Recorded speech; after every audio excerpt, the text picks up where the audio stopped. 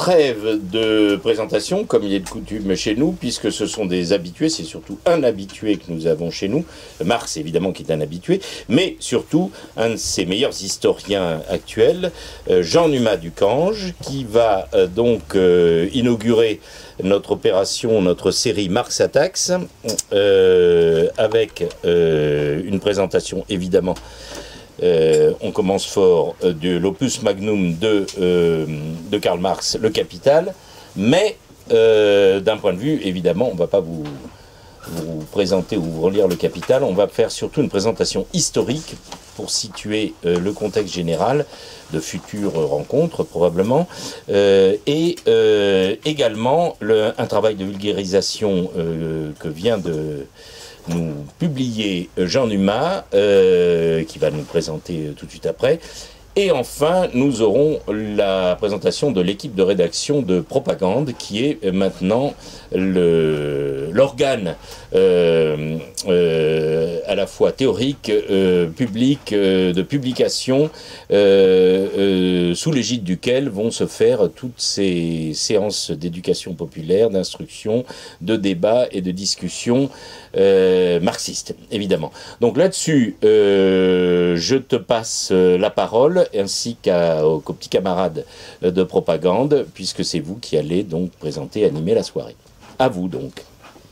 Bon bah écoutez, bonsoir à toutes et à tous. Je vais faire une présentation générale de cette édition du Capital de Marx en français. Je vais revenir dessus, et puis un petit peu aussi de Marx de A à Z. Et puis ensuite donc on échangera à partir de vos questions. Je pense que c'est le plus simple. Bon, d'abord, je vous remercie de l'invitation. Je suis très content d'être ici. Je suis content de voir qu'un journal qui s'appelle Propagande naît. Parce qu'évidemment, vous savez que le mot propagande est un mot qui est, dans le français courant, quasiment péjoratif pour tout le monde. Je ne vous l'apprends pas. Mais il faut savoir qu'au 19e siècle, il y avait un verbe qui a disparu depuis la langue française, qui s'appelait propagander, qui était très employé par les marxistes socialistes à la fin du 19e siècle. Et propagander, c'était aller à la conquête des masses pour les instruire sur un certain nombre de points, pour leur apprendre les fondamentaux du marxisme. Donc en fait, le verbe propagander a été très utilisé par toute une série de courants socialistes, notamment ceux qui se réclamaient du marxisme à la fin du 19e, donc il est heureux qu'ils reviennent dans le débat et dans la discussion. Lénine au premier chef. Oui, Lénine au premier chef, mais alors je faisais un peu parce que il y a eu quelques articles là-dessus qui étaient intéressants sur comment le verbe ensuite propagander a disparu. Mais enfin, c'est pas le. On va en reparler tout à l'heure. On en reparlera tout à l'heure parce que je dis pas ça parce que le journal s'appelle Propagande, mais parce que quand vous vous intéressez vraiment à la fin du 19e, c'est un verbe courant dans la presse, propagander, il y a des appels à faire cela. Donc ça dit quelque chose aussi du contexte dont on va parler. En réalité, nous ne sommes pas si loin de ce dont on doit parler, puisque le Capital de Marx, le livre 1, l'édition allemande a été publiée à Hambourg en 1867. Comme vous le savez probablement, les livres 2 et 3, c'est une autre discussion parce que Marx lui-même n'a laissé que des manuscrits et c'est Engels qui, à partir des manuscrits, a recomposé l'ensemble. Donc je vais essentiellement vous parler du livre 1 et notamment de son édition française. Alors je vais situer quelques éléments historiques, sachant que, évidemment, ce sont des éléments historiques de contextualisation. Bon, par ailleurs, c'est mon métier d'être historien, donc je le fais bien volontiers, et historien du marxisme, on n'est pas tant que ça à s'intéresser à ces choses-là, mais aussi parce que, en réalité, l'édition française de Marx et le contexte historique dans lequel cette édition a germé, je vais y revenir, renvoie à des questions directement politiques, qui sont politiques pour l'époque, mais qui sont politiques aussi pour la période ultérieure. Alors, qu'est-ce qu'on peut dire de cette édition? Alors, tout d'abord, je signale qu'effectivement, a été réédité récemment, donc, le livre 1 du Capital de Marx, vous le trouvez dans différentes maisons d'édition. Et si vous voulez vraiment avoir l'original au sens fort du terme, c'est-à-dire la reproduction de l'édition du livre 1 telle que cette édition a apparu à l'époque, les éditions sociales l'ont publié il y a quelques mois sous forme de coffret. Alors qu'est-ce que c'est que cette édition française? Alors, il faut savoir que le livre 1 de Marx avait été évidemment écrit en allemand et publié en allemand en 1867, et qu'après Marx a voulu faire en sorte que son œuvre soit traduite dans différents pays, pour que le message qui était dedans, notamment la description du capitalisme, la description des mécanismes, tout ça soit connu au-delà de l'Allemagne. Parce que je ne vous apprends pas qu'effectivement, dans les rangs des militants ouvriers à l'échelle européenne, on parle essentiellement une langue nationale, voire parfois une langue infranationale, si je puis dire, donc ça a son importance. Marx accorde depuis longtemps une grande importance à la France. C'est le pays des révolutions, 1789, 1848. Marx n'a pas eu beaucoup de contacts avec les gouvernements dans son histoire, il a eu des contacts négatifs, il s'est fait arrêter, expulser. Mais pour la petite histoire, enfin c'est pas une petite histoire parce que c'est une histoire réelle, Marx a été à Paris, rue Vaneau, qui entre-temps c'est largement bourgeoisé, hein, c'est dans le 7e arrondissement, entre 1843 et 1845, qui a été expulsé par Guizot himself, si je puis dire, hein, qui est le grand homme politique de la monarchie de Juillet. Et Marx n'est pas quelqu'un de très connu à ce moment-là, mais parce qu'on dit souvent, ah vous savez, Marx il est connu qu'après avec le marxisme, l'URSS et ça, c'est pas non plus un inconnu absolu, puisque en 1848, donc proclamation de la République fin février 1848, Ferdinand Flocon, un des ministres du gouvernement provisoire, invite Karl Marx à revenir à Paris, en s'excusant entre guillemets de ce qu'il a fait le gouvernement avant. Donc Marx est très content, mais vous savez que la situation en 1848 va rapidement dégénérer, il y a une guerre civile en juin 1848, notamment entre prolétaires et républicains entre guillemets d'ordre. Donc je ne vais pas refaire toute l'histoire du rapport qu'a Marx à la France, mais il a un rapport, je veux dire, pas que théorique. Il s'intéresse à la Révolution, il va s'intéresser de très près à la Commune de 1871, mais c'est un pays qu'il connaît. Marx, quand il est à Paris, il a fréquenté les premiers communistes hein, dans les années 40. Donc c'est un rapport fort qu'il a. Et qu'est-ce qu'il a pu voir? Il a pu voir qu'il y avait énormément d'écoles socialistes en France. C'est vrai que c'est Étienne Cabet, Pierre-Joseph Proudhon, tous ces gens sont lus, connus, diffusés. Si vous avez eu le film de Raoul Peck sur John Marx, dont on peut discuter de certains aspects, mais il y a un aspect qui est bien rendu, c'est le côté très, comment dirais-je, cavalier de Proudhon, qui vient avec ses hommes, etc. Mais ce qui est réel, c'est que Proudhon est quelqu'un de connu. Il est député en 1848 au départ, hein, Proudhon, donc c'est quelqu'un de connu dans l'espace public. Et Proudhon défend toute une série de conceptions socialistes que Marx récuse fortement. Et donc une fois qu'il a publié Le Capital en Allemagne en 1867, Marx veut qu'en France, qui est le pays des écoles socialistes, Le Capital soit traduit, non pas juste pour la beauté de l'art, mais pour que ses conceptions, ses analyses du capitalisme, on pourra en revenir sur quelques points précédents, pénètrent en France parce que c'est le pays du socialisme, c'est le pays des révolutions, mais en gros, les socialistes qu'il y a sur place, ces conceptions ne lui plaisent pas. Quand est-ce qu'a été publié Le Capital de Marx et dans quelles circonstances éditoriales? Vous allez voir que les circonstances éditoriales, c'est pas pour faire des réductions sur l'édition, il y a aussi des aspects politiques intéressants. Tout d'abord, il y a eu la Commune de Paris, mars-mai 1871, à propos de laquelle Marx a écrit La guerre civile en France, qui est un texte pour l'Association internationale des travailleurs. Et après la Commune, Marx est d'autant plus pressé de traduire Le Capital en français. Alors, il y a toute une préhistoire de cette traduction dont je vous fais grâce. Si vous avez des questions précises, je vous répondrai. Il a essayé plusieurs fois et il finit par y arriver avec un traducteur qui s'appelle Joseph Roy et surtout un éditeur qui s'appelle Maurice Lachâtre. Maurice Lachâtre, aujourd'hui, bon, je ne suis pas sûr que ça dise grand monde à quelqu'un, donc j'en dis quelques mots. Mais Maurice Lachâtre, c'est un peu une star de l'édition parisienne à cette époque-là. C'est l'éditeur d'Eugène Sue, que Marx n'aimait pas beaucoup, d'ailleurs il a beaucoup critiqué, mais qui était un romancier très connu à l'époque. Victor, ouais, tout à fait. Voilà. Et ce que Marx critique beaucoup, c'est notamment les mystères de Paris, de Victor Hugo, pour partie, de toute une série de Louis Blanc, qui dit plus grand chose à grand monde aujourd'hui, mais qui était vraiment un leader socialiste très fort, qui a été ministre en 1848, il était connu dans l'espace public. Et donc Marx parvient à établir des contacts avec Maurice Lachâtre. Maurice Lachâtre n'est pas d'accord avec Marx spécialement, c'est plutôt quelqu'un qui se définit comme communiste. Vous savez, l'adjectif communiste en France a une longue histoire. Aussi, je pourrais vous en parler longuement, mais ça recoupe toute une série de courants, y compris libertaires à l'époque. Et Maurice Lachâtre est plutôt d'une sensibilité libertaire, très anticléricale, très hostile à l'Église catholique. Et donc, Marx parvient à nouer le lien avec Lachâtre, et il parvient à publier Le Capital, d'abord sous forme de feuilleton, comme on disait à l'époque, en plusieurs fois, puis ça finit par aboutir à un ouvrage. Ce qui est intéressant dans cette histoire, je résume à grands traits, hein, c'est que Marx, il ne faut pas l'oublier, est quelqu'un non seulement qui comprend le français, mais qui parle et qui écrit parfaitement le français. Ça a son importance parce que, vous savez, il y a toute une série de polémiques après sur les traductions de Marx, etc. Marx, quand il a relu la traduction de Joseph Roy en français, il l'a approuvé largement. Alors après on peut avoir des débats sur faut-il retraduire ou pas, c'est encore une autre question.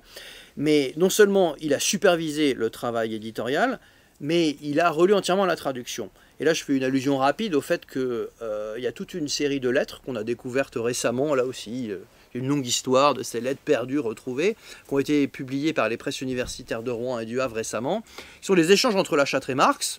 Alors ça intéresse les gens qui sont des érudits sur le Capital, les gens qui sont érudits sur l'histoire de l'édition du 19e, mais c'est intéressant aussi au niveau politique et idéologique, parce qu'on découvre dans ces lettres, où on approfondit un certain nombre de choses qu'on savait déjà, c'est que Marx veut vraiment faire pénétrer la critique de l'économie politique en France. Car le problème qu'ont Proudhon, qu'ont Louis Blanc et toute une série de penseurs socialistes, parce qu'il ne manque pas de socialistes en France, c'est le pays le plus riche probablement en termes de production intellectuelle, c'est qu'ils ne prennent pas au sérieux la critique de l'économie politique. Ils ne passent pas un temps suffisamment important à analyser le capitalisme tel qu'il est.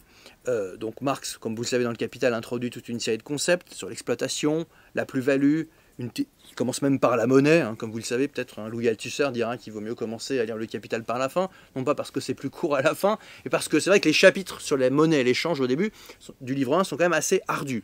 Alors que par exemple, l'un des derniers chapitres, la section 8, si je ne dis pas de bêtises, sur l'accumulation primitive du capital, qui est une description quasiment lyrique, dans le bon sens du terme, de l'expropriation, de la petite paysannerie, de la mise en place du capitalisme. Tout ça est très vivant, très parlant, même pour un public.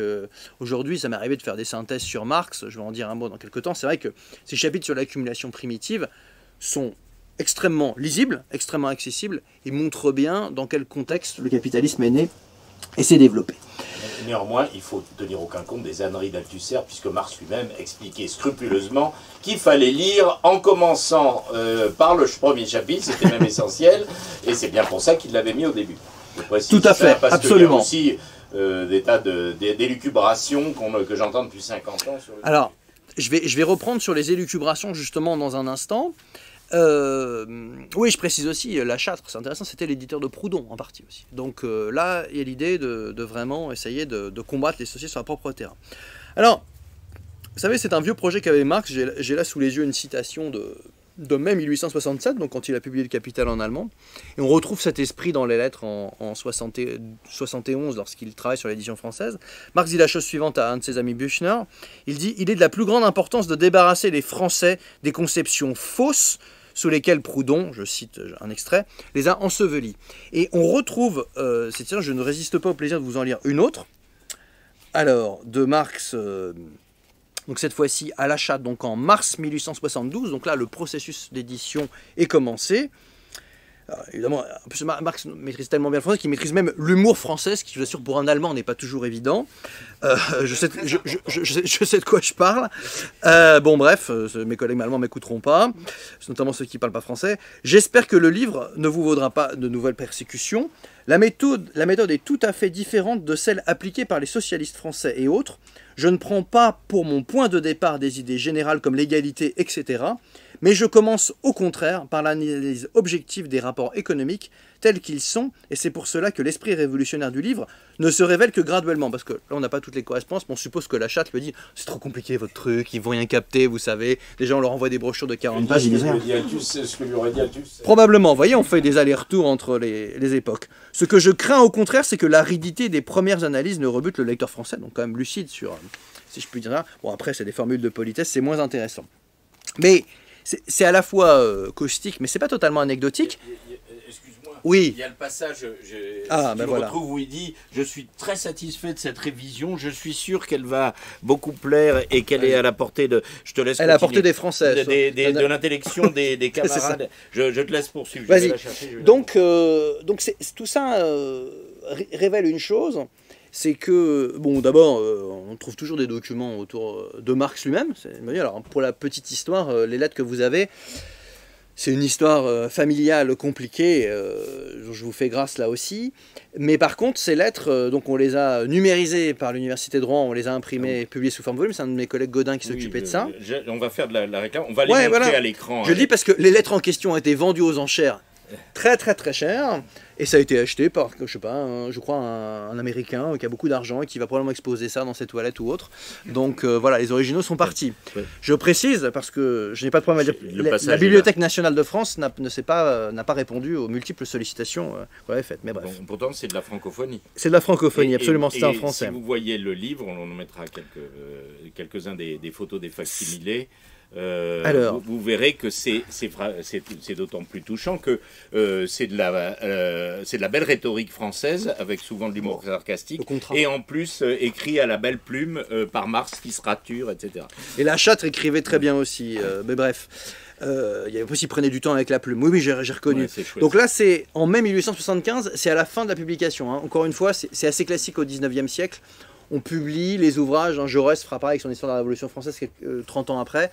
On publie tous les 15 jours, 30 pages, etc. Alors, je n'ai jamais réussi, je m'étais fatigué, hein, mais à trouver, vous savez, les éléments 10 juin, les livraisons, de 30 pages en 30 pages. Parce qu'en fait, à l'origine, ça a été vendu et acheté par des gens vendu en fascicule.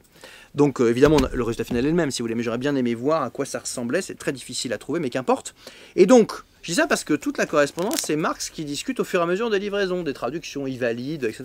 Et donc, on est en 1875, donc à la fin du livre 1 du Capital en français, et il dit la chose suivante, donc à La Châtre. Ces dernières livraisons m'ont donné une très vive satisfaction. Les ouvriers comprendront ce qui s'y trouve. Ce texte est à la portée de toutes les intelligences. Bon, veuillez envoyer le manuscrit pour la table des matières. Il ne faudra pas dépasser 5 pages qui restent libres. Hein. Entre parenthèses, ce qui est intéressant aussi, c'est que Marx, peut-être contrairement à d'autres intellectuels qui glosent, il est très attaché donc, à la qualité de la traduction, au côté matériel. Il faut que les gens puissent le lire. Il dit à l'éditeur, mais attendez, est-ce qu'ils vont lire, etc. Donc tout ça est il y a des aspects, si je puis dire, un petit peu anecdotiques, mais d'autres qui le sont moins. Alors, j'ajouterais juste un élément, pour ne pas être trop long dans l'introduction générale. Il y a des enjeux de traduction, on pourra éventuellement parler du sens de plus-value, ce genre de choses, parce qu'ensuite ça fait gloser beaucoup. Mais il faut savoir que Marx, entre l'édition allemande et l'édition française, a aussi apporté des modifications sur un certain nombre de passages, notamment il y a quelques passages, bon c'est pas non plus changements radicaux par rapport à ce qu'il y a, sur les questions coloniales, ce genre d'aspect, donc Marx a un peu retouché un certain nombre de choses. Bon, après, ce qui est intéressant aussi dans la réception française, parce que d'un point de vue politico-théorique, il y a la question de la dialectique qui est très importante, parce que il y a toute une tradition anti-dialectique qui n'est pas morte d'ailleurs, mais à l'époque, un des éléments qui clive, c'est la question de la dialectique. Et comme vous le savez, Marx n'a jamais écrit de manuel de dialectique à proprement parler. Par contre, il y a une préface à la seconde édition allemande où il aborde cette question, où il dit justement que l'enjeu du Capital, bien qu'il n'y ait pas de dialectique à tous les chapitres, si je puis dire, c'est que c'est une analyse dialectique de la situation concrète, et que c'est ça qui le différencie d'autres économistes notamment, parce que ça c'est une longue tradition aussi, hein, qui ira jusqu'à notre ami Jacques Attali. Un des premiers à faire un compte-rendu du Capital de Marx en français, c'est un économiste libéral. Et il y a toute une tradition qui dira, bon Marx, d'un point de vue politique c'est délirant, mais regardez c'est formidable, il faut le lire, c'est une critique de l'analyse politique. Et ce qui est intéressant, c'est que ça commence dès ce moment-là. Et il y aura une longue tradition ensuite sur cela. Bon, cela étant dit, puisqu'il a été question en aparté, puis un petit peu dans le propos liminaire, de glose et de revenir à Marx lui-même, je vais vous dire quelques mots rapides de l'anthologie de textes Marx de A à Z, qui a été publiée par les éditions Que sais-je. Alors je précise, les éditions Que sais-je sont désormais une maison d'édition. Que sais-je, c'est bien connu, parce qu'il y a les Que sais-je des PUF. C'est une petite maison, c'est pas une petite, c'est une maison d'édition assez importante maintenant, qui a son autonomie dans le cadre du groupe dans lequel les PUF sont. Donc, comment dirais-je, puisqu'on parle de critique de l'économie politique, puisqu'en ce moment il y a une actualité sur la fusion des groupes, c'est pas inintéressant de le souligner. Alors, en quoi consiste cette collection, en quoi consiste ce Marx de A à Z? Alors, comme j'avais travaillé avec les PUF sur un certain nombre de choses, notamment une histoire globale des socialismes, avec toute une série de collègues, dont on a publié ça il y a quelques mois, ils m'avaient demandé parallèlement d'étudier la possibilité de faire un Marx, une anthologie de Marx. J'avais déjà préalablement fait des textes d'introduction à Marx, parce que moi je fais ça aussi, alors je fais parfois des choses extrêmement érudites et précises, je fais aussi des travaux de vulgarisation. Bon, moi je pars du principe que j'ai des étudiants qui s'intéressent à Marx, pas tous hein, évidemment, et que ceux qui s'intéressent souvent, si je leur donne le 18 Brumaire tel quel, de Louis Bonaparte, ou le livre 1 du Capital, bon, la vie a ses contradictions et ses réalités concrètes dans une période donnée, ils ne le lisent pas. Donc, je me suis dit, il faut des travaux introductifs qui soient le plus près possible des textes. Donc c'est pour ça que je me suis dit, quand ça m'a été proposé de faire une anthologie, je me suis dit, bah, écoutez, pourquoi pas, on va sélectionner des textes de Marx. Donc le principe de la collection, donc de A à Z, c'est de faire un petit pardonnez-moi, dictionnaire Marx. Donc, mais, à la différence d'autres collections, d'autres introductions, c'est pas Ducange ou XYZ qui va vous faire une synthèse de ce que dit Marx sur, c'est dit, vous allez choisir des extraits de Marx qui correspondent à un mot. Donc, alors, lutte de classe, aliénation, il y a des choses un peu moins évidentes, nation, dialectique, colonialisme, cerveau, bureaucratie, bourgeoisie, taux de profit, révolution sociale, répartition, progrès, enfin voilà. Donc j'ai fait un dictionnaire de Marx à partir de Marx lui-même. Et alors, nous en discutions en aparté avant cette intervention, avant notre échange de maintenant. Alors, c'était un peu un livre de commande, et je me suis dit que ce serait utile pour un public assez large qui lira jamais les œuvres de Marx en tant que tel, mais qui va quand même lire Marx du coup. Qui ne va pas lire, justement, une chose. Et à la limite, si tel ou tel extrait les intéresse, ils pourront aller se plonger dans le texte plus global après. Et je vous dis ça en toute honnêteté, hein, je ne reconstitue pas a posteriori. Je me suis dit que c'était une bonne idée au départ, mais ça m'a permis moi-même de me replonger dans absolument tous les textes de Marx, ça m'aurait pris encore des années, mais au moins tous les grands textes de Marx, tous les principaux ouvrages. Puis comme je suis un peu spécialiste, je connais les correspondances, parce que dans les correspondances, parfois, il y a des développements très intéressants, tel ou tel manuscrit pas très connu, donc je me suis replongé là-dedans. Et je me suis rendu compte à quel point c'était vraiment nécessaire, alors, ça paraît une banalité de le dire, mais de retourner au texte lui-même et de le lire, y compris par extrait, pour sélectionner, parce que si vous voulez, quand vous vous intéressez au marxisme, il y a un nombre d'auteurs qui ont glosé sur l'aliénation, il y a un nombre d'auteurs qui ont glosé sur tel ou tel aspect de la lutte de classe, qu'en fait, je vous avais que, ça j'ai fait ça il y a un an à peu près, et j'étais très content de le faire, pas uniquement pour les gens qui éventuellement pourraient le lire après, mais y compris pour moi, je me suis dit, ah oui, c'est bien de prendre le temps, l'historiographie, la discussion d'un tel sur un tel, et de revenir au texte lui-même. En plus, bon, comme je suis vraiment très impliqué dans l'histoire du 19e siècle, du coup, je vois les tenants et les aboutissants, et qu'on peut faire des petites notes pour expliquer tel ou tel aspect qui ne serait pas évident aujourd'hui. Et je pense que c'est assez salvateur en réalité. Parce que, évidemment, moi-même, je peux vous faire, je peux vous faire une page sur Marx et les marxistes et l'exploitation, Marx et les marxistes et la nation. J'ai fait un bouquin de 300 pages là-dessus, donc je peux en faire deux aussi. Hein. Mais je crois que l'avantage de ce livre, et de la collection d'ailleurs, il y a d'autres auteurs, il y a Nietzsche, il y a Platon, après il y a des introductions dont on peut partager pas les tenants et les aboutissants, mais au moins ce sont les textes en tant que tels. Alors on pourrait dire, ah oui, c'est des sélections, donc il a coupé, machin, bon, il faut bien faire des sélections. Mais quand même, c'est important, je crois, de revenir là-dessus. Et je crois que c'est assez singulier. Je crois que c'est utile de faire ça aujourd'hui, surtout dans le contexte dans lequel nous évoluons. Je précise une chose aussi, puisque je parlais avant de la châtre et des traductions en français. Bon, Marx, il y a toujours un enjeu de traduction. Alors, il y a des enjeux théoriques et politiques très forts sur tel ou tel terme, bien sûr. Mais il y a aussi des enjeux de lisibilité. Parce que Marx a été traduit et retraduit plusieurs fois. Donc moi, j'ai pas mal utilisé le vieux fond des éditions sociales, avec leur autorisation d'ailleurs. Hein. D'ailleurs, initialement, une collègue des éditions sociales, mais alors, à l'occasion de venir une autre fois, viendra une autre soirée. Voilà, vous ferez un cycle et tout. Et bon, le Capital, la réédition La Châtre, c'est éditions sociales. Et en fait, une grande partie des traductions dans lesquelles j'ai puisé, c'est le vieux fond des éditions sociales. Pour ceux qui connaissent, c'est les vieux volumes blancs des années 70. Alors on va me dire sur certains points qu'il y a peut-être des traductions dépassées, etc. Bon, on peut discuter de tout. Moi, et je le dis d'ailleurs à mes collègues qui parfois retraduisent, je trouve que quand on fait des volumes qui ont pour viser d'être quand même lus par un public assez large, pour que Marx soit un peu réapproprié par des secteurs assez larges, et là, je trouve que ces traductions, et parfois les traductions d'époque même, ont une lisibilité supérieure à d'autres. Non, mais c'est vrai. Et alors, évidemment, c'est peut-être pas le nec plus ultra en termes de compréhension philosophico-théorique sur tel ou tel point, mais je peux vous dire, alors je me souviens plus de tout parce que j'ai beaucoup jonglé entre diverses traductions, mais je crois que c'est la traduction de salaire, prix, profit, ou c'est travail, salarié, capital, c'est un des deux. J'ai carrément repris, je le dis d'ailleurs à la fin, dans la biblio, une traduction de la fin du 19e siècle.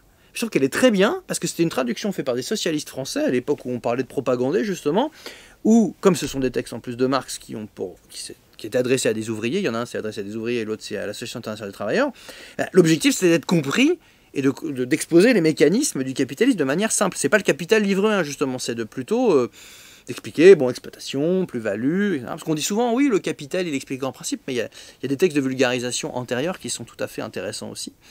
Donc c'est pour ça qu'il ne faut pas s'interdire d'aller voir, même dans ces traductions jugées périmées, mais qui en fait, paradoxalement, alors qu'elles ont vieilli, donnent une plus grande lisibilité. Donc voilà en gros les quelques éléments que je voulais dire, je ne vais pas être trop long pour introduire, sachant que voilà, je pense qu'il y a un travail historique de restitution des documents quand ils surgissent, parce que les lettres de la Châtre, effectivement, c'est des documents inédits, et il y a un travail, je crois, de réappropriation des textes de Marx qui est à faire sur un certain nombre de points. Et ça passe par des degrés différents. Les éditions sociales, ils ont publié, j'avais participé à la coordination, enfin à l'élaboration éditoriale, parce que c'est pas moi qui ai coordonné, au texte du jeune Engels sur Schelling, les cours auxquels il assiste, les critiques. Bon, ça c'est évidemment très érudit, très intéressant pour comprendre la pensée philosophique de l'époque. Il faut le faire, c'est la grande édition marxienne qui fait ça, mais à côté de ça, il faut continuer à faire des volumes qui soient accessibles et lisibles, parce que, moi je constate ça, peut-être que j'ai pas les bonnes personnes en face de moi, mais sinon, il y a, comment dirais-je, le risque c'est plus qu'il y ait que des marxologues, de la marxologie pointue intéressante, moi-même je fais des articles pointus, je sais pas s'ils sont intéressants, mais en tout cas ils sont pointus sur un certain nombre de points, mais c'est totalement déconnecté du reste. Je pense qu'il faut articuler les différents niveaux, parce que sinon, voilà. Juste une incise, lisez Marx et vous allez vous apercevoir que, sauf les traductions les plus récentes qui, à mon avis, bon bref, c'est pas notre commentaire, dans le fond des éditions sociales, elles sont parfaites, celles de Badia, etc. Oui, globalement, bien sûr. Parce que Marx, c'est clair, oui, facile à lire. Oui. C'est pas... Ça dépend, c'est pas du Hegel, on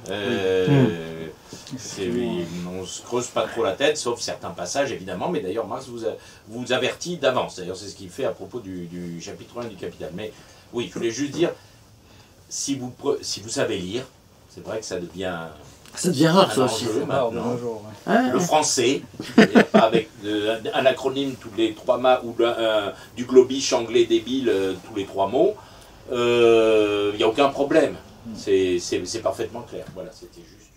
Non, mais voilà, ça fait une belle transition vers les questions, du coup. Il y a pas de... Justement, moi j'avais une question à propos de cette... Marx, c'est facile à lire, c'est une affirmation dont on aimerait qu'elle soit la plus vraie possible. C'est d'ailleurs pour ça qu'on est là, je pense, pour faciliter la lecture de Marx. Alors, à un moment donné, tu as dit quelque chose qui m'a un peu interpellé.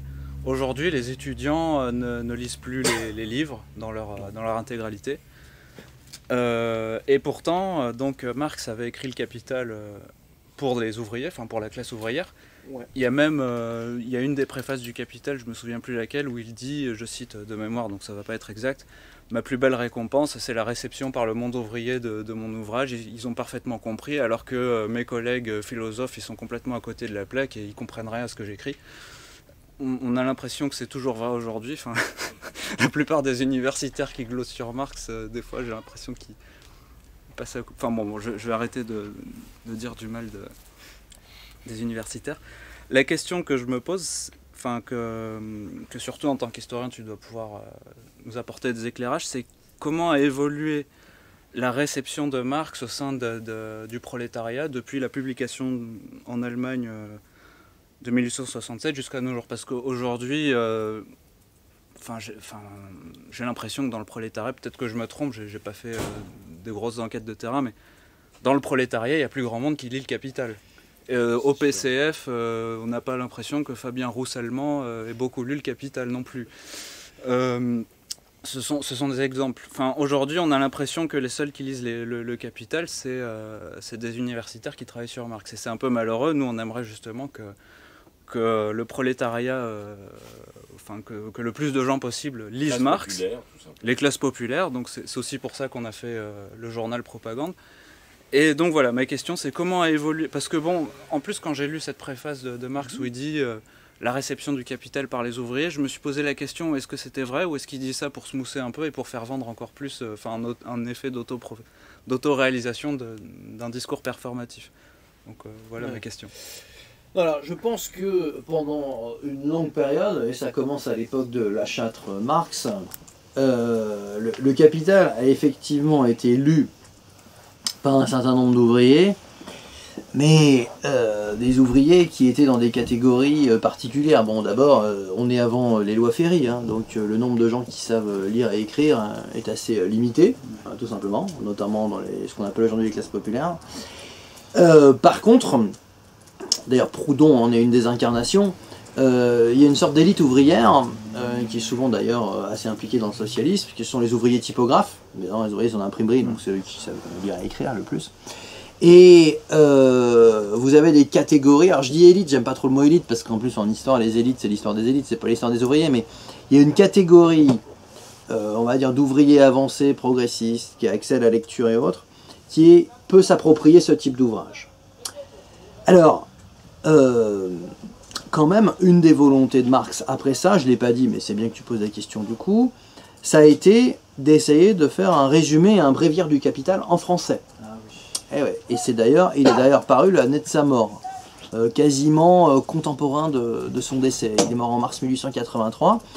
Et un socialiste, qui ensuite deviendra un socialiste entre guillemets modéré, Gabriel Deville, hein, qui est un des introducteurs du marxisme en France, qui a fait un résumé du Capital. Alors, aujourd'hui, qui nous paraît évidemment un peu réducteur, etc. Mais il faut savoir que ce truc-là, 1883, Gabriel Deville, ça s'appelle l'abrégé du Capital. Évidemment, sur tous les aspects les plus théoriques, c'est pas du tout très impressionnant, mais il résume un certain nombre de trucs, c'est pas si mal fait que ça. Et ça, c'est sûr que ce résumé-là, il a été lu et enseigné dans les écoles du Parti Socialiste puis du Parti Communiste, au moins jusqu'aux années 50-60. Alors, le problème avec ceux qui sont issus des milieux populaires et qui lisent des livres, mais qui n'ont pas de production propre, c'est qu'ils ne laissent pas de traces, à proprement parler, pas souvent. Donc, difficile de dire dans quelle mesure. Mais ce qui est certain, c'est qu'il y a un effort de propagande, au sens strict, hein, pour faire en sorte que au moins les ouvriers et les membres des classes populaires qui étaient dans ces organisations socialistes, syndicalistes, puis communistes après 1920, lisent cela. Il y avait des écoles, hein, mais ils avaient reproduit d'ailleurs les structures scolaires, avec des professeurs, des devoirs, des temps de lecture. Alors ça plaira pas à une partie de mes collègues qui sont pédagogos plus que n'importe quoi. Mais c'est vrai, il faut dire les choses. Non, mais, je sais très bien. Mais oui, mais évidemment. Parce que en fait, on retombe assez vite sur l'actualité parce que ça a été beaucoup critiqué. Des écoles de partis, etc., même des syndicats, et ça existe encore en partie, même si ça a été beaucoup mis en sommeil. Mais l'idée de ces écoles, c'était de dire, écoutez, nous nous adressons aux ouvriers, nous nous adressons à la classe exploitée, et à l'époque de Marx, elle était vraiment particulièrement exploitée. Si vous voulez que l'on extrait, si je puis dire, des gens de ces classes exploitées, surexploitées jour et nuit, pour qu'ils prennent le temps de lire, de s'approprier des concepts pour leur libération, eh ben, il faut les mettre dans des structures un peu hiérarchisées, disciplinées, il faut leur donner le temps, il faut leur donner même un peu d'argent pour qu'ils puissent survivre, parce que s'ils bossent pas, ils étaient payés à la journée à l'époque, hein, et 3 francs 6 sous, donc voilà.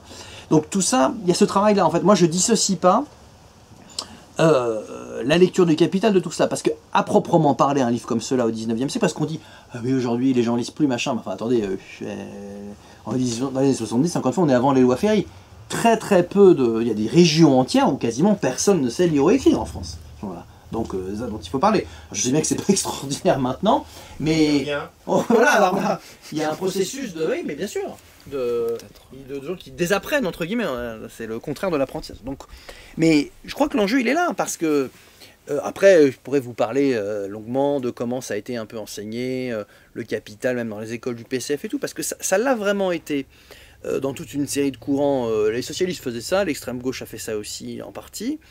Et l'idée c'était de résumer. Il y a plein de résumés du Capital hein, au XXe siècle hein, de tous les courants.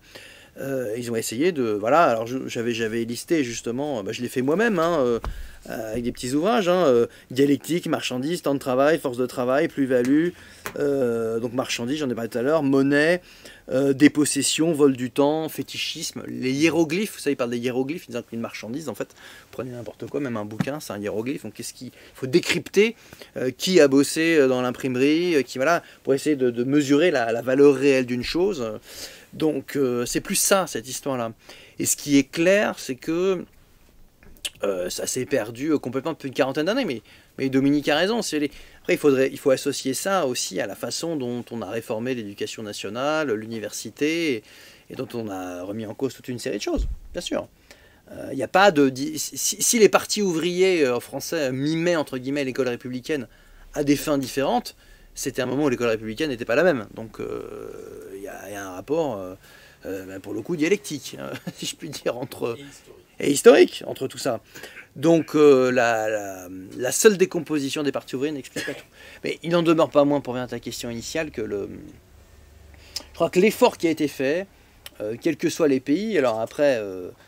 il faudrait regarder ça pays par pays, traduction par traduction. Ça a été de dire le capital, si on fait un effort de pédagogie, d'apprentissage, d'école du parti, ça peut être approprié par entre guillemets une minorité ouvrière qui ensuite peut faire des conférences. Moi j'ai pas mal bossé là-dessus dans le cadre de la social-démocratie allemande fin 19e. Il y a des gens, ils lisaient pas grand-chose, mais par contre ils allaient aux conférences publiques. Ils écoutaient les gens qui avaient lu le Capital et qui résumaient. Il y avait ce qu'on appelait en allemand des professeurs du parti, qui se prénominaient des Wanderlehrer à la fin du 19e. Ils se promenaient, ils faisaient des conférences un peu partout, à la sortie des usines parfois, parce que les gens ils bossaient parfois 50, 60 heures, etc. à ce moment-là. Et donc il y avait une heure à la fin de l'usine, parfois même à la sortie, à l'oral, à Capella. Ils parlaient, ils résumaient l'exploitation. Alors qu'est-ce qui reste de tout ça? Bon, compte rendu dans les journaux, les comptes rendus des flics, notamment les flics prussiens, ils sont mieux organisés que les Français, donc parfois on a même des gens qui prennent le temps d'écrire carrément, il a parlé du capital, de machin, c'est très bien fait, il y en a même qui comprennent, donc ouais, il y en a qui comprennent rien, puis il y en a qui comprennent. Toujours, moi j'ai des volumes comme ça d'archives prussiennes, ils sont complètement... c'est incroyable quoi en fait, bref. Alors qu'il y a des flics français, souvent ils comprennent rien, je vais pas tomber dans la caricature, mais ils espionnent, mais ils n'arrivent pas à comprendre les formations. Ou alors c'était le formateur français qui était mauvais, autre possibilité. Mais bon, vous voyez les interrogations des historiens, c'est ce que c'est. Mais plus sérieusement, il y a vraiment une tentative, quoi. Il y a des tentatives qui ont été faites, ça c'est clair. Et il est clair qu'aujourd'hui, qui lit le Capital, le livre en entier, je pense qu'effectivement il y a... pas mal surtout ça se lit des universitaires, je sais pas, Jacques Attali qui l'a lu, il en parle en tout cas. Oui, il parle de beaucoup de choses. Il parle beaucoup de choses, oui. Il emploie là, il y a plus grand monde qui l'écoute, mais enfin bon. Attali n'est pas le sujet.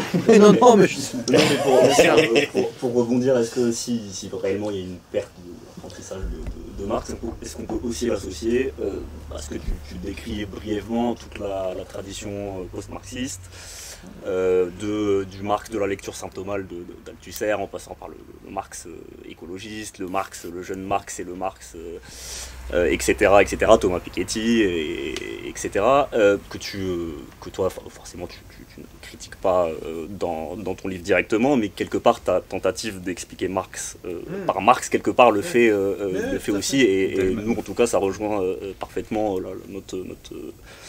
notre démarche, donc même si tu en dis que quelques lignes, qu'en est-il en parallèle en fait de cette évolution du post-marxisme, des gens qui ont non seulement voulu expliquer Marx, mais encore plus ont voulu nous dire peut-être ce qu'ils ne voulaient pas dire en fait parfois. D'eux. Mais voilà, non, mais aussi. Je pense que, comment dirais-je, en fait, comme Marx est un auteur entre guillemets maintenant quasiment patrimonial et prestigieux, toute une série de gens cherchent à absolument être d'accord avec lui, alors même que ce qu'ils défendent n'a rien à voir en fait. Donc, et moi j'en veux pas aux gens. C'est le problème. Mais bien sûr, mais moi j'en veux pas aux gens de trouver que Marx, ils sont pas d'accord, c'est pas bien le marxisme, c'est pas bien. Mais au bout d'un moment, j'en discute avec toute une série de gens qui sont plutôt d'accord avec moi là-dessus. Enfin, c'est pas non plus grave de pas être marxiste. Enfin, je veux dire, pour résumer la situation. Et c'est vrai que il y a toute une série de lectures, comme tu disais, post-marxistes et autres, sur un certain nombre de choses. Et c'est tellement loin des ambitions initiales de Marx, du projet de critique d'économie politique, ou même de tel aspect politique. Hein. Je vois plus très bien l'intérêt. Alors après, on peut combiner tel ou tel auteur sur tel ou tel aspect, sur Marx et Freud, Marx et Bourdieu, etc. Alors que Bourdieu a dit quand même une grande partie de sa vie très grand mal du marxisme, donc il faut quand même le rappeler. Il y a même, Raymond Aron, est-il un marxiste de droite? Bon, tout existe. Hein. Entre parenthèses, Raymond Aron, d'un point de vue purement de la lecture de Marx, il comprend mieux qu'Althusser parfois, ce qui se passe dans les textes de Marx. Non mais franchement, moi j'ai regardé de près parce que j'avais fait une synthèse de Marx.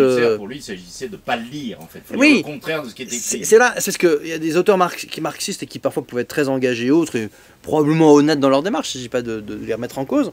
Ils sont qui font dire, littéralement, pas forcément le contraire, mais qui sont complètement à côté des ambitions, alors qu'effectivement, vous avez des gens parfois qui sont très hostiles politiquement, mais qui vont le lire sérieusement. Donc ça te met dans une situation compliquée.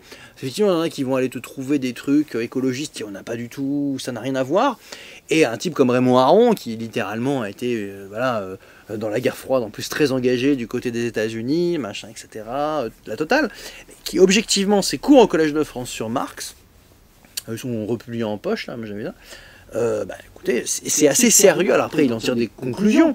On voit bien qu'il a regardé, il comprend la logique interne, quand effectivement d'autres qui glosent sur... Pas complètement, quand même. Non, mais... Non, même, parce que la dialectique, il passe complètement à côté aussi, lui. Mais, juste j'insiste.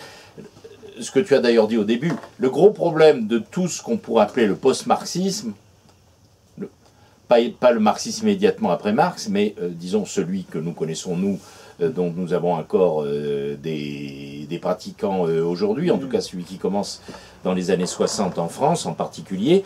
Le gros problème, c'est qu'ils font toute une glose avec des critiques, des objections, des arguments, mais et qui fait que tu as même des anti-marxistes ça pose d'autant moins de problèmes aux marxistes qu'ils s'opposent à Marx qui n'a jamais existé, des trucs que Marx n'a jamais dit. C'est-à-dire le gros problème, c'est que en fait ils parlent d'eux, mais pas du tout de Marx. Et ils ont une espèce d'interprétation absolument introuvable dans les textes.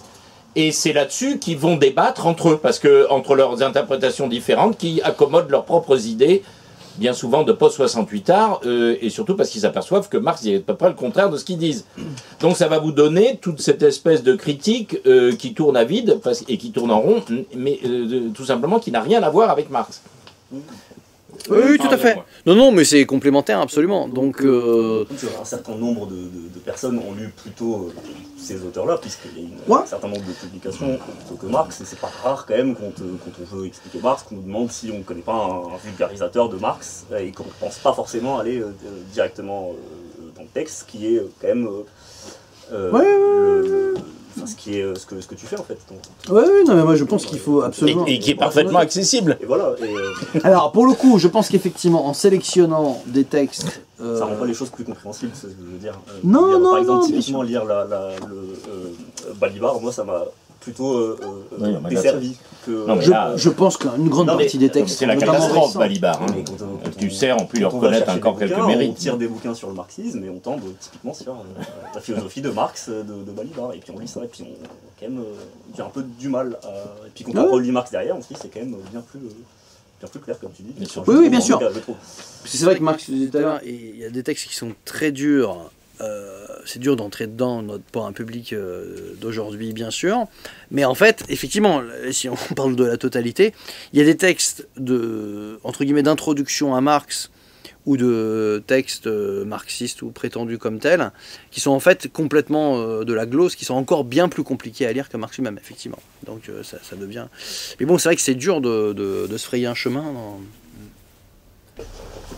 Justement, à propos du livre, tu as parlé du fait, on a beaucoup parlé du fait que la glose avait pu au final recouvrir et au final empêcher certaines idées de Marx de passer dans le public. Au final, pour un public de militants, je pense en particulier, qui a été amené à lire ces livres-là qui ont recouvert. En faisant ce livre-là, donc tu as plusieurs entrées dans lesquelles tu vas décrire à partir d'un mot, le point de vue marxiste sur la chose. C'est quelle entrée tu as trouvé la plus intéressante à faire vis-à-vis de justement ce recouvrement. Qu'est-ce qui en le faisant, tu as dû te dire là je fais un truc utile. Dans certains, j'imagine pour certains, tu t'es dit bon là c'est important de le faire parce qu'il faut être cohérent dans mon cadre et les choses doivent bien se renvoyer les unes les autres, mais c'est quand même quelque chose qui est compris. Et par contre, il y a des moments, je pense, où tu t'es dit là il y a beaucoup de boulot parce qu'il y a beaucoup de confusion sur ce thème en particulier. je sais pas moi, par exemple, je pense les concepts d'exploitation, de domination Ouais, qui sont complètement mélangés. Ouais, Voilà, j'imagine que ça c'est ce genre de truc on se sent. Ouais. C'est des concepts où tu as une littérature secondaire sur l'aliénation par exemple complètement délirante, donc il est bon, mais objectivement, moi je le dis honnêtement, hein, ça c'est des années que j'avais pas lu les manuscrits de 44, parce qu'il y a tellement de propos sur les manuscrits de 44. Parce que les manuscrits de 44 étant un texte déjà très particulier, c'est un manuscrit comme le nom l'indique, recomposé, etc. Donc déjà le lire en tant que tel et bien le maîtriser. Explique ça parce que c'est important. Oui, parce que alors après voilà. Pour le coup, ça a été complètement fétichisé les manuscrits de 44. Voilà, alors parce que moi je fais une différence. Alors ça c'est pareil, c'est un truc d'historien, mais c'est quand même important entre les textes que Marx a publiés sous forme de livre de son vivant. Donc avec son approbation, a priori, puisqu'il les a publiés, les bouquins. Et puis il y a des manuscrits qui ont été recomposés ultérieurement. Et ça forme une partie non négligeable de l'œuvre de Marx qui est considérée comme quelque chose. Alors, les manuscrits de 44 sont un cas. Il faut expliquer par exemple que c'est un statut complètement différent de ce qui des Annales franco-allemandes, qui est une revue à numéro unique où Marx a publié un certain nombre de textes. Ça a été publié de son vivant dans les années 44. Donc, dans une revue. Donc ça c'est complètement accepté. Et donc les manuscrits de 44, alors il y a même un article de, comment il s'appelle, c'est Jürgen Royan ou un autre, je sais plus, qui s'appelle Les manuscrits de 44 n'existent pas, où il démonte le truc en disant que, je pourrais vous prendre quelques exemples érudits, mais là c'est pas l'enjeu, c'est de dire que, faut en plus, par exemple, on surfétichise le jeune Marx, c'est le cas de le dire, tu vois, je n'ai pas fait exprès de faire un jeu de mots, mais les manuscrits de 44 à proprement parler, sont un ensemble de feuillets complètement éclatés qui ont été recomposés a posteriori. Et l'ordre même des feuillets fait débat. Vous savez, l'idéologie allemande, c'est la même chose. On considère maintenant que toute une partie a été écrite par son ami Joseph Wedemeyer, avec qui il a toute une correspondance par ailleurs. Donc, il faut faire attention, parce que là, pour le coup, le livre 1 du Capital, y compris l'édition française, c'est relu, accepté par Marx, de A à Z, hein, sans jeu de mots non plus, là, mais vraiment. Alors qu'il y a un certain nombre d'autres textes, si vous voulez, il ne faut pas non plus faire comme si... Y compris les livres 2 et 3. Les livres 2 et 3, j'ai dit tout à l'heure, ils sont recomposés par Engels. C'est plus du tout le... C'est la même chose. C'est pas le même statut. Certes, c'est les notes de Marx. Ouais. C'était en vue de les c'est terminer. pas Mais le seul qui est terminé, qu'il a bien revu, c'est le 1. Voilà. Donc ça, c'est pas utile. Et alors oui, sur exploitation-domination, c'est un très bon exemple, parce qu'effectivement, typiquement, c'est une confusion totale entre le concept d'exploitation de type marxiste et les dominations de type sociologique bourdieusienne, enfin je schématise un peu, mais c'est pas du tout la même chose. D'ailleurs, ce serait pas rendre hommage à Bourdieu, qui quand même a passé une grande partie de sa vie à dire qu'il avait rien à voir, enfin, qui a rien à voir avec Marx. Il y en a qui disent qu'il y a des combinaisons possibles, bon, ça s'entend en plus à un autre point, mais c'est pas du tout les mêmes logiques et les mêmes choses. Et effectivement, là, vous avez des termes, exploitation, fétichisme. Je regardais aussi... même idéologie, il faut la littérature à n'en plus finir sur l'idéologie. Bon, bah, il est bon de prendre ce qu'il y a dans l'idéologie allemande, même si là c'est un manuscrit recomposé aussi, mais bon, les choses sont quand même assez claires. Et après, vous avez lutte de classe. Ça faisait longtemps que j'avais pas lu la lettre. C'est une lettre à Wedemeyer, donc à son ami là, dont je parlais tout à l'heure, qui est assez claire sur l'emprunt à des historiens bourgeois, qui est de dire, voilà, les luttes de classe en tant que telles ne sont pas un concept marxiste, qui est la vérité stricte, mais qui sont repris des grands historiens libéraux, quand ils expliquaient la Révolution française dans la première moitié du 19e, raisonnaient en termes de classe sociale, par exemple. Parce que quand les gens vous poussent des cris d'orfraie sur lutte de classe, vous pouvez leur dire que c'était quelque chose qui était totalement accepté par la pensée du 19e siècle. La plupart Adolphe Thiers, qui s'y connaît en lutte de classe. La plupart des concepts dont on parle, aliénation, lutte de classe, même communisme, c'est pas des innovations de Marx. Non, non. Et il s'en cache pas. Mais y compris l'aliénation, cas typique, il lui donne un sens complètement différent de celui qu'a lâché Hegel. Il y a eu d'ailleurs un bon travail de Fiesbach là-dessus. Oui, tout à fait, absolument. Très clair. Il fait bien la différenciation, absolument. Fiesbach a fait un excellent travail. Il proposait de venir. Oui. Bourgeois m'a proposé de... Oui, ça c'est une excellente idée. Vous devriez... Oui, parce qu'il est très sérieux, absolument. On ça, mais on va le solliciter. Et vous avez ces entrées-là, et effectivement, oui... encore une fois, l'ambition de Marx quand il a publié le livre 1 en français, c'était pas de dire regardez, bonjour les communistes, bonjour les socialistes, c'était de se différencier par rapport aux écoles socialistes existantes. Parce que le vocabulaire dont on parle sur un certain nombre de points, existait déjà largement dans la France, entre guillemets de gauche de l'époque. Et lui, ce qu'il veut, c'est apporter des spécificités sur un certain nombre de points. Et c'est effectivement mieux de le savoir, et c'est plus compréhensible lorsque vous prenez effectivement des extraits un peu saillants sur un certain nombre de choses. Et j'ajouterai aussi, parce que ça je les ai prises aux éditions sociales, ils sont encore disponibles pour un certain nombre de volumes, il y a toute une partie de, la chatte le montre aussi, de l'œuvre de Marx en correspondance quand même. C'est un statut un peu particulier parce que c'est une lettre, hein, donc c'est comme un coup de fil aujourd'hui si je puis dire, hein. Vous n'avez pas prévu que ce soit publié à des dizaines de milliers d'exemplaires un siècle après, mais vous avez par contre une correspondance à forte teneur théorique quand même sur un certain nombre de points. Sur les luttes de classe, sur un certain nombre de concepts, c'est quand même assez intéressant. Donc, mais oui, ça m'arrive tout le temps en fait de me plonger dans des choses entre guillemets d'époque et de me dire ouais je vais arrêter de lire la glose dessus, même sur le... vraiment, si vous voulez, dans les trucs universitaires, il y a tellement de tout sur tout, sur le moindre truc, etc., quand c'est des sujets connus, qu'il faut vraiment se dire non, je vais arrêter, je vais lire la presse de l'époque, les trucs de l'époque. Mais oui, qu'ils produisent quelque chose. Mais oui. Donc ils vont pondre 500 pages pour nous expliquer comment on a mal traduit au Febung, alors que c'est Marx lui-même qui s'en est chargé. Voilà, bon. On est méchant, on est caustique. Après, on passera à la présentation de propagande, mais je... Alors, c'est amusant, je voulais rebondir sur... à un moment donné, tu as dit que donc, les écoles du parti avaient repris les méthodes de l'école républicaine à des fins différentes. De sorte. Je voulais faire un parallèle assez amusant aujourd'hui, parce que, bon... alors, je devrais peut-être me masquer, mais je suis en ce moment des formations de l'INSPE, parce que c'est ma première année de professorat. Quelle discipline, du coup ? Mathématiques. Et j'ai remarqué que, alors vous savez, il y a toutes les nouvelles méthodes à l'extrême gauche sur l'éducation populaire, très horizontale, etc. Et ce qui est très amusant, c'est que ce sont les mêmes noms qui sont cités à l'INSPE et dans les groupuscules d'extrême gauche que je ne nommerai pas. Donc c'est un parallèle assez amusant à faire. Alors, est-ce que les objectifs sont différents ? En fait, là, j'en suis pas si sûr que ça. Mais je vais en venir à ma question après ce petit détour. C'est que dans le contexte actuel, enfin même je m'en rends compte avec les classes dans lesquelles je pratique, c'est que la méthode à l'ancienne qui avait ses vertus et son efficacité, en fait dans le contexte actuel avec les individus qu'on a en face de nous, n'est plus possible. Enfin, tu disais tout à l'heure, on ne peut plus mettre le capital dans les mains des étudiants parce qu'ils ne vont pas le lire. Pourtant, ça pose un problème parce que l'objectif à la fin, c'est quand même bien de lire le Capital. Donc, et c'est un peu, j'étais un peu embêté quand tu as dit de toute façon ils n'iront pas le Capital. Moi, c'est peut-être, enfin alors je sais pas si on a un désaccord ou si on s'est mal compris, mais à la fin il faut lire le Capital quand même. Enfin, on peut faire des détours dans tous les sens, mais à la fin il faut bien attaquer le vif du sujet et s'attaquer au Capital. Alors bon, après c'est quelque chose de difficile, mais donc c'est des réflexions que je pense qu'on a un peu tous ici.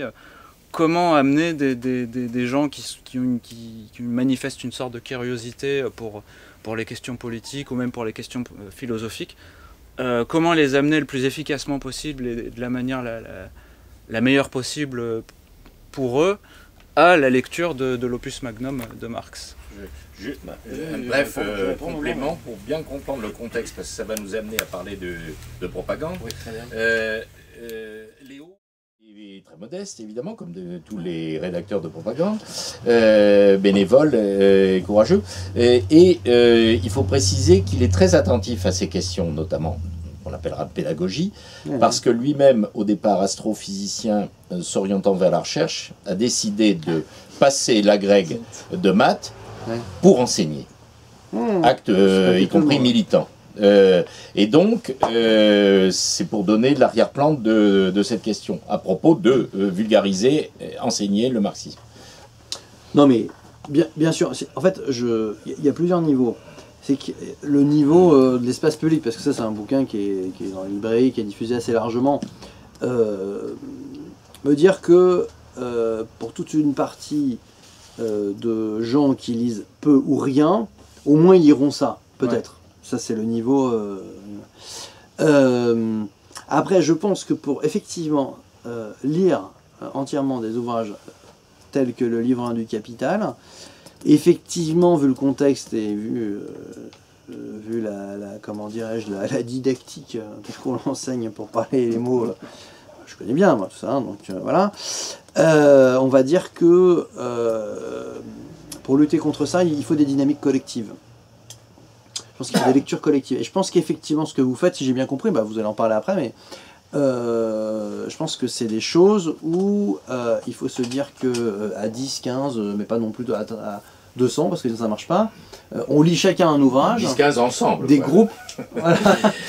Ça peut être 2000 après, mais voilà. Voilà, mais non, mais qu'il y ait des groupes de lecture qui parlent du texte, parce que, comment dire, je pense que, vu la difficulté pour s'approprier un certain truc, faut qu'il y ait une dynamique, faute de dynamique politique collective très excitante, sauf si vous m'en décrivez une, mais bon, voilà. Qu'est-ce qui peut se substituer à ça dans les périodes de reflux ou sombres, ou vous appellerez comme vous voulez? C'est pas quelques individus qui peuvent être chez eux à lire des livres tranquillement et s'y approprier, mais ça c'est pas la majorité des gens, ça marche jamais comme ça. Voilà. Et du coup, qu'est-ce qui peut permettre à des groupes d'étudiants, etc., ou de jeunes ou de moins jeunes d'ailleurs, de s'approprier ça? C'est de se dire que, effectivement, au fait de travail collectif, bon, le livre du Capital, on va tous le lire ou le relire, vous l'avez déjà lu bien sûr, et on va essayer d'agglomérer autour de nous 3-4 personnes qui sont intéressées. Ça motivera un peu les troupes. Je pense que je crois un peu aux vertus de ce genre de choses. Parce que c'est comme ça que ça marchait aussi au 19e siècle. C'était pas il n'y a pas des grands partis ouvriers qui sont arrivés à 15% des voix, des dizaines de millions d'euros. Non, c'était des groupes, tout petits groupes, qui se réunissaient autour de textes, et puis bon, on disait à celui qui, voilà, on n'a pas tous les mêmes capacités de lecture, voilà, au moins tu lis la petite brochure de résumé, machin, et après on fait des exposés. C'est très important de faire ça, et on souffre, en plus on va pas tomber sur les histoires de confinement et tout, mais les gens ont souffert aussi de tout ça, et notamment dans les gens politisés, intéressés par ça, parce que l'isolement et le fait de ne pas se retrouver à un moment donné en groupe pour dire on a lu ça et on en tire ça, ça déstructure le corps, ça a déstructuré les corps militants, déjà, de manière structurelle, mais ça déstructure voilà, la volonté de s'approprier un texte plus difficile. Enfin, moi, je vous dis, moi-même, qui c'est quand même mon boulot, puis c'est un certain nombre de temps que je fais ça, moi, parfois, relisant un certain nombre de choses, ou lisant, on souffre toujours un peu quand vous n'avez pas suffisamment de gens qui ont lu les mêmes ouvrages que vous pour en discuter. Une dizaine. Non, mais c'est vrai. C'est vrai, c'est important, je pense.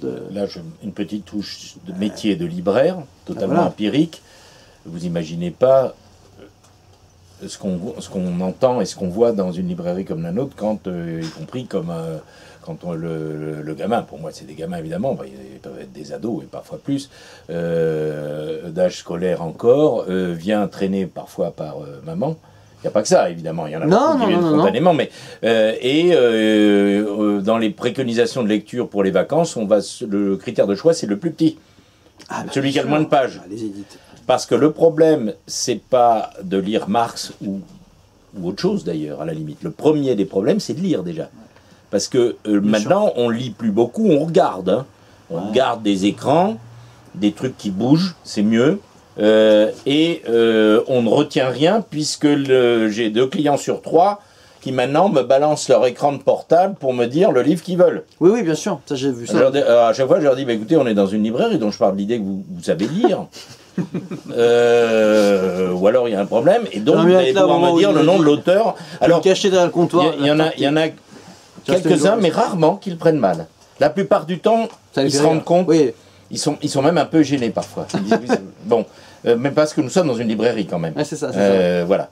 Et te colle l'iPhone sur ta tête. Quoi. Oui, donc, mais je veux dire, en étant le phénomène, évidemment, c'est pas étonnant que les jeunes générations aujourd'hui, voilà, c'est de plus en plus. Leurs parents, tu veux dire. C'est pas seulement leurs parents, c'est des strates qui sont usées parce que cette évolution ne date pas d'il y a 1 an ou même 10 ans. Hein. Les maîtres ignorants ont bien travaillé. Oui, mais je veux dire, le résultat des courses, dernière anecdote à propos de ça, toujours empirique, libraire au quotidien. Là, on n'en a plus, mais à une époque, je m'amusais à mettre, parce que c'était publié, les annales du certificat d'études des années 50 dans la librairie jeunesse. Et de temps en temps, les parents les achetaient et ils avaient les jeux qui se dressaient. Je vous raconte pas parce que ils se rendaient compte d'un phénomène qui m'a été raconté par des collègues. Je vais être bref. De longues années après, à l'époque où je travaillais sur la chaîne culturelle avant qu'elle devienne Arte, qui est l'Anschluss là. Et certains des jeunes qui travaillaient là-dedans, dans la chaîne culturelle française, donc, me disaient que effectivement, parfois c'était des jeunes Rubempré qui venaient de province, etc., absolument charmants et qui faisaient très bien leur travail, et qui me disaient, bah oui, Dominique, il y a un truc qui est ennuyeux, c'est que ma mère, qui était fille de paysan, qui avait uniquement le certificat d'études, lisait impeccablement, faisait jamais la moindre faute d'orthographe, Je sais bien. etc. Voilà, c'était juste pour dire que là aussi, il y a du boulot en amont du stade école, pédagogie, sans parler des écoles de parti, etc.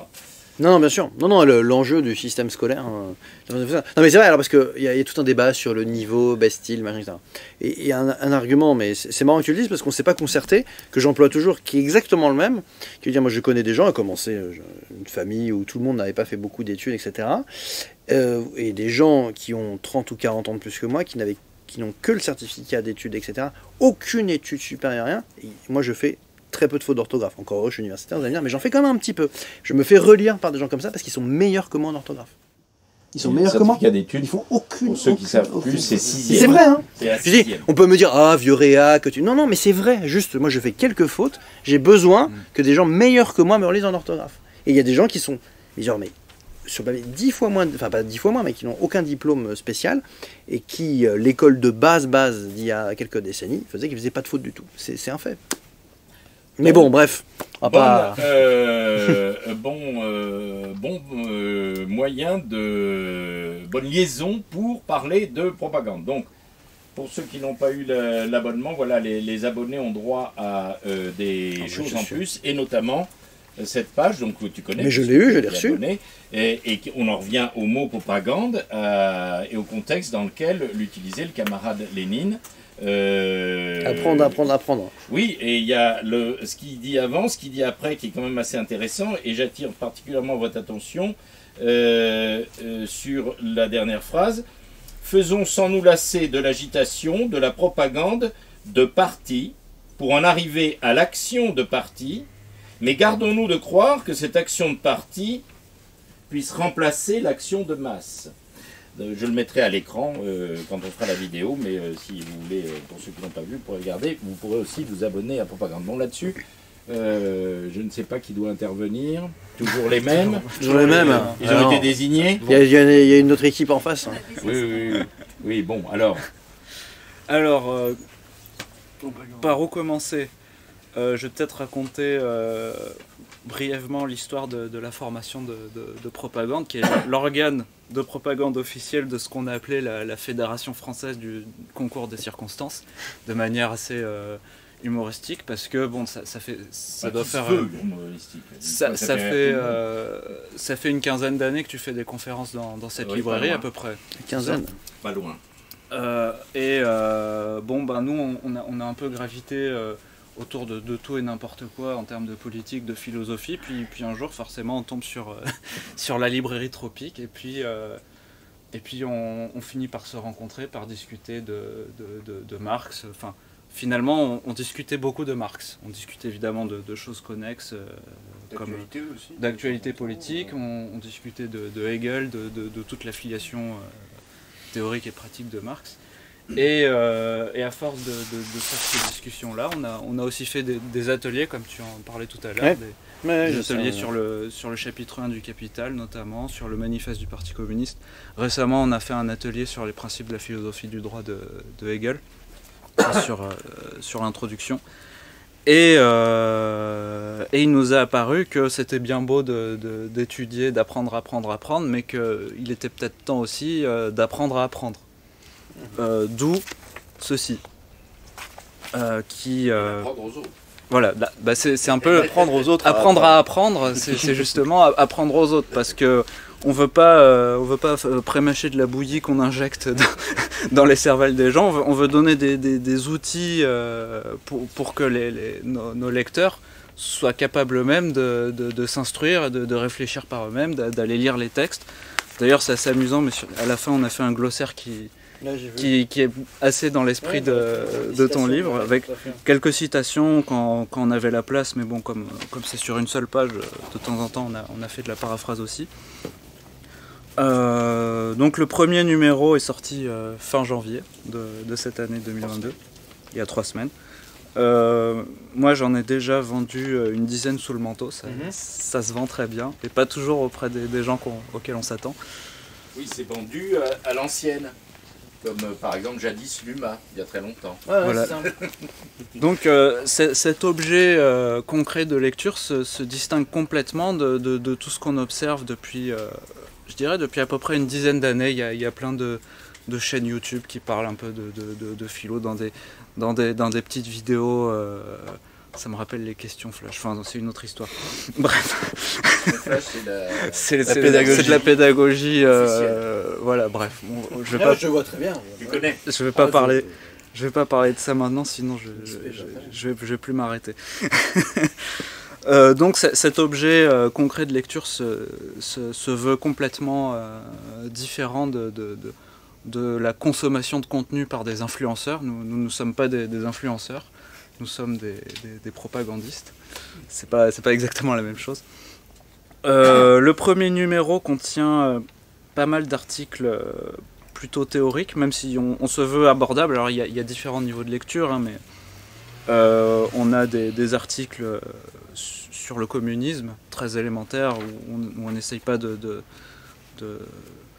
faire une énorme théorie sur le communisme, mais bon, on a des articles sur le communisme, on a des articles de critique de courants de gauche comme l'intersectionnalité, donc écrit par Pierre Delova. On a un article dont le titre est « Le PCF est-il communiste ?»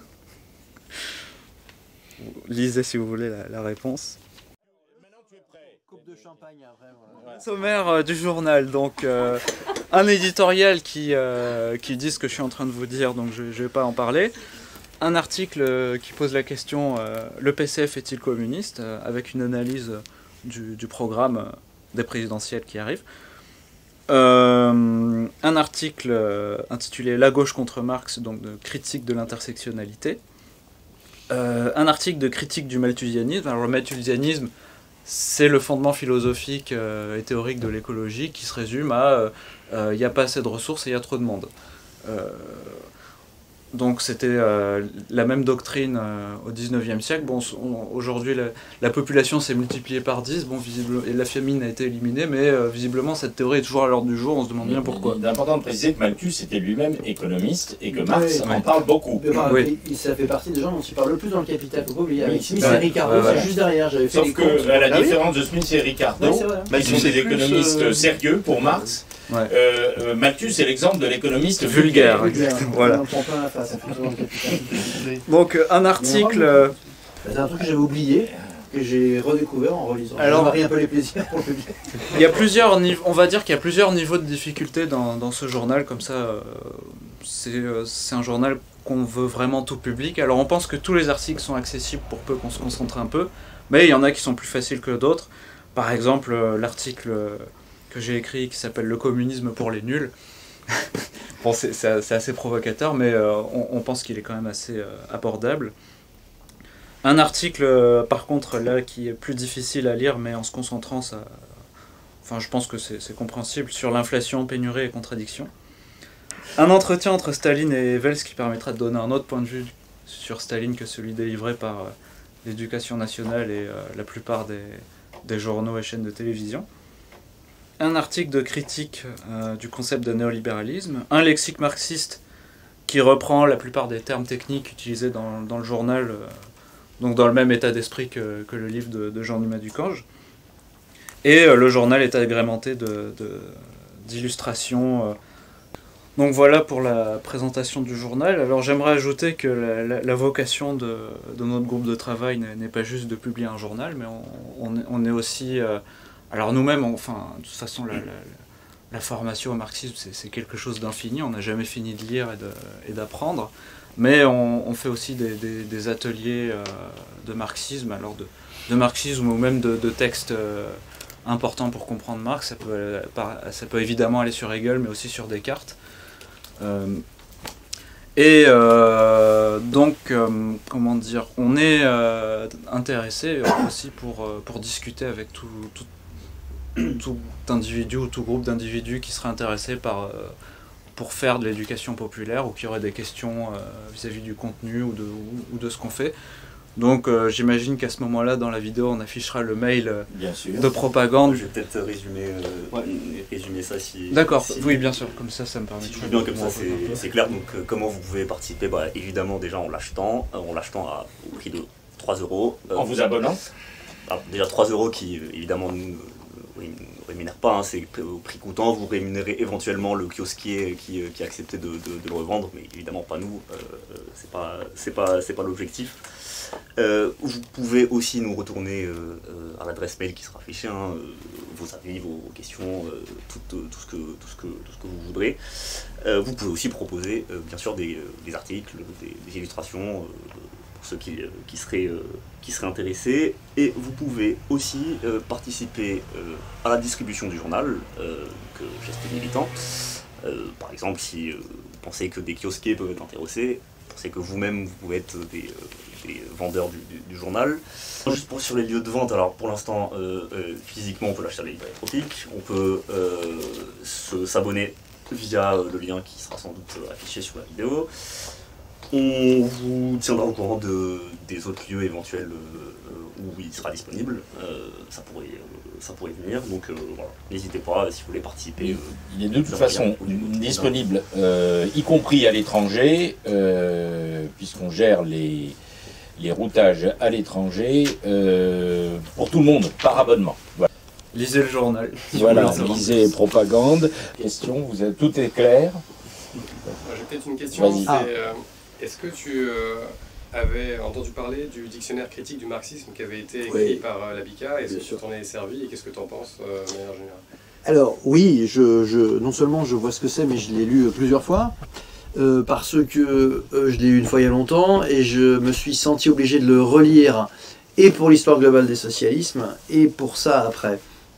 J'ai pas absolument tout relu. Alors, c'est dans le contexte du début des années 80 qu'ils ont fait ça. C'est une histoire compliquée éditoriale, hein, puisqu'on n'a pas maison d'édition.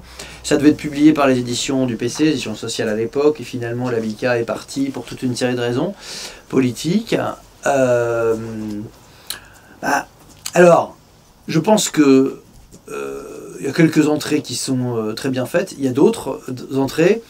C'est le point de vue d'un auteur à un moment donné sur telle question du marxisme au début des années 80, mais c'est intéressant pour un historien, pour connaître la conjoncture, c'est à mon avis devenu relativement inutilisable sur pas mal d'aspects. Parce que alors si on parle de glose et de texte, alors là, de la glose, certaines entrées, vous en avez vraiment...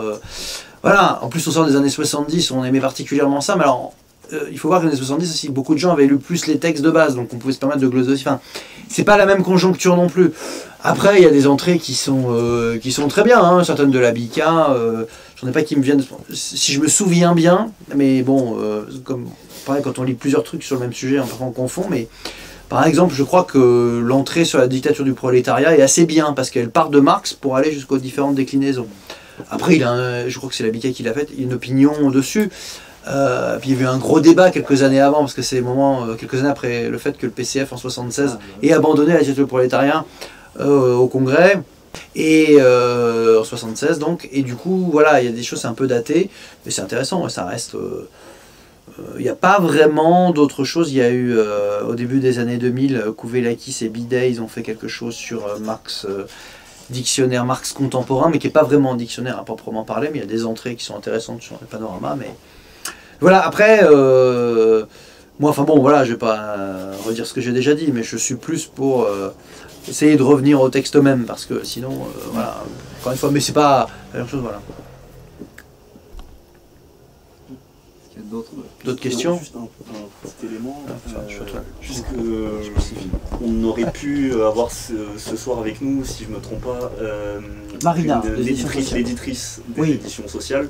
Peut-être juste quelques éléments historiques sur le fait que ce soit les éditions sociales qui avaient déjà ces manuscrits-là sous cette forme.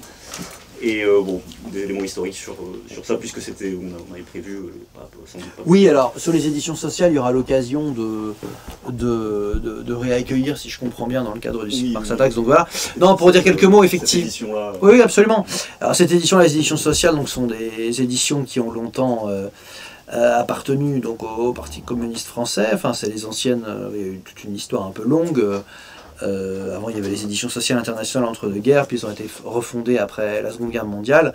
Et au début des années 90, elles ont fait faillite, elles ont été reconstituées. Maintenant, c'est des éditions qui sont indépendantes, mais qui ont hérité du catalogue, par contre, et des droits des anciennes traductions des éditions sociales. C'est pour ça que quand je vous disais tout à l'heure que le Marx de A à Z se fondait sur ces traductions, il y a encore des gens qui ont les droits là-dessus. Et du coup, les éditions sociales actuelles publient toute une série de textes. Et moi, je suis un peu investi donc, dans la grande édition Marx & Engels qui publie des nouvelles traductions de textes de Marx & Engels. Donc, comme vous l'avez compris, je ne suis pas forcément celui qui incite le plus à retraduire des traductions déjà existantes. Par contre, il y a parfois des textes qui, comme je vous disais sur John Engels, par exemple, pour partie, qui sont inédits en français. Donc là, c'est une fonction d'introduction utile. Voilà, après les éditions sociales publient toute une série de textes maintenant d'introduction à des auteurs divers et variés. Bon, moi c'est pas ma partie, il y aura d'autres personnes qui viendront en parler. Mais ce qui est sûr, c'est que c'est des éditions qui ont aussi un patrimoine assez riche de textes historiques, philosophiques, à l'échelle de plus d'un demi-siècle, compris, et qui donc méritent encore intérêt. Et donc ça permet de les remettre en circulation. Par exemple, a été republié pour en rester Marx & Engels une nouvelle version une réimpression de la traduction de la situation de la classe laborieuse en Angleterre d'Engels, qui a un très bon texte en plus même de description des conditions ouvrières des années 40, et avec une préface d'Eric Hobsbawm, et une nouvelle préface d'un collègue, Fabrice Ben-Simon, qui connaît assez bien l'histoire des trade unions de la première moitié du 19e. Voilà, et juste une préface en plus. Donc voilà, par ailleurs, j'aperçois là, les manuscrits, les Grundrisse, donc les manuscrits préparateurs du Capital, 57-58, ça c'est, si je dis pas de bêtises, la traduction des années 80, des éditions sociales coordonnées par Jean-Pierre Lefebvre. Ça c'est une réimpression par exemple aussi. C'était devenu indisponible. Et voilà, donc il y a un double travail de faire vivre le vieux fond et de textes nouveaux. Donc voilà.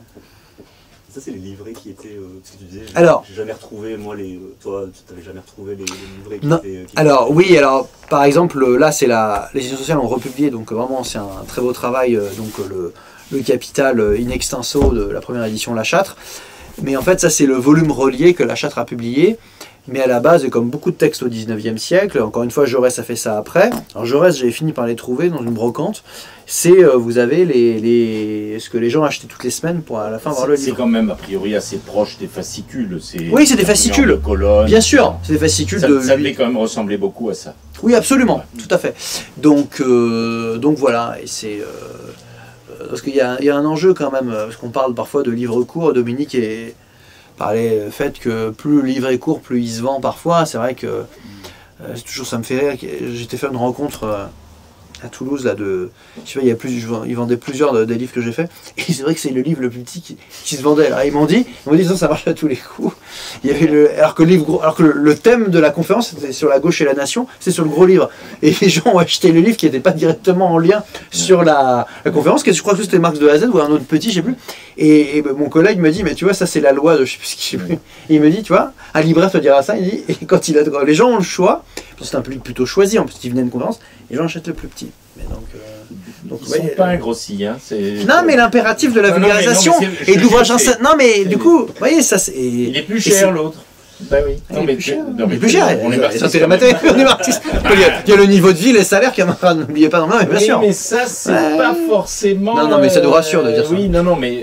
Non, bien sûr. Mais c'est. Je ne veux pas développer, mais enfin, il y a ça. Ça joue, on n'y peut rien, c'est comme ça. Non, mais et puis, encore une fois, je vais peut-être conclure là-dessus, il n'y a pas d'autres questions, mais je fais un peu moins ça maintenant, mais pendant quelques années, j'ai travaillé avec des collègues sur le statut de la brochure dans l'histoire du mouvement ouvrier.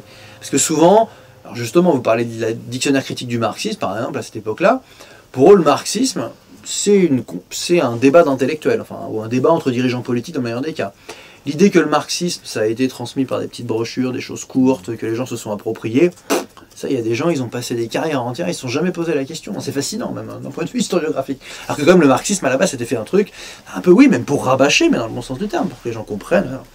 Ils avaient compris quand même que pour ce qui est de Lénine, la période léniniste, oui. Ils savaient que ça se passait par des brochures, quoi. Oui, mais mais c'est pas du tout même il y a un truc de... on va arrêter. Il avait à peu près... oui, bien sûr. Acculturé. Mais après coup... Non, mais la classification, même pour retrouver les brochures militantes, quand vous voulez travailler sur l'environnement militant et tout, en fait, les gens ne les ont pas gardées, il n'y a pas de dépôt légal de la même manière qu'un livre, et donc ça a été perdu. Et c'est même difficile de reconstituer, parce qu'un militant, évidemment, si vous voulez reconstituer la bibliothèque d'un intello dont il a livré sa bibliothèque personnelle à l'école normale supérieure, vous avez l'école normale supérieure, tout est bien annoté, tout est bien tamponné, il n'y a pas de problème. Au passage, alors, on pourra parler de ça brièvement. Oui. On va essayer de trouver un éditeur pour le traduire. Je le montrerai à l'écran, je le montre au public. La bibliothèque, qu'est-ce qu'a lu Staline? Très bien l'auteur, le livre vient de sortir, l'auteur anglais. Vous l'avez d'ailleurs vu des articles sur le site de librairie et des livres de lui.